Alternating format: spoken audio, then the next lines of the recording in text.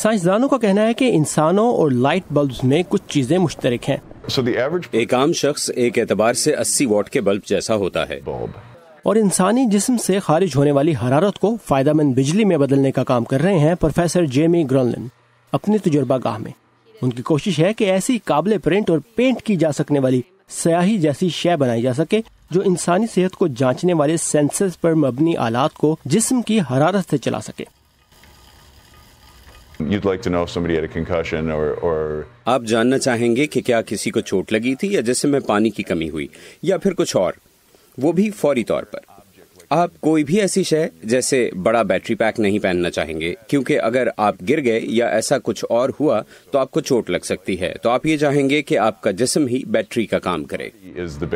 جب کوئی شخص حرارت پیدا کرتا ہے تو باہر کا درجہ حرارت عمومی طور پر کم ہوتا ہے اور درجہ حرارت میں اس فرق سے کرنٹ بن سکتا ہے. جیمی گرنلن کہتے ہیں کہ بنیادی عنصر ایک ایسی خصوصی طور پر تیار شدہ کپڑے جیسی چیز ہے جس میں تھرمو الیکٹرک ٹیکنالوجی شامل کی گئی ہو. ہماری تھرمو الیکٹرانک کوٹنگ کپڑے کے ہر دھاگے تک پہنچتی ہے، تو جو چیز اسے مؤثر بناتی ہے وہ محض اس کپڑے کا حرارت کے ذریعے کو چھونا یا پھر اس کے قریب ہونا ہے.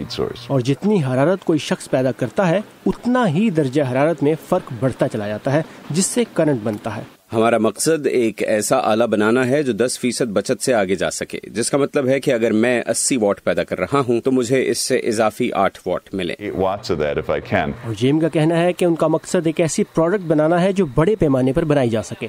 سوال یہ نہیں کہ آیا ایسا ہو پائے گا، بلکہ یہ کہ ایسا کب ہوگا، 1 سال یا 5 سال میں. جیمی کہتے ہیں کہ اس کا انحصار اس پر ہے کہ ان کی پروڈکٹ کس قدر مانگ اور اضافی افرادی قوت پیدا کرے گی. الزبتھ لی کے ساتھ ثاقب الاسلام، اردو VOA.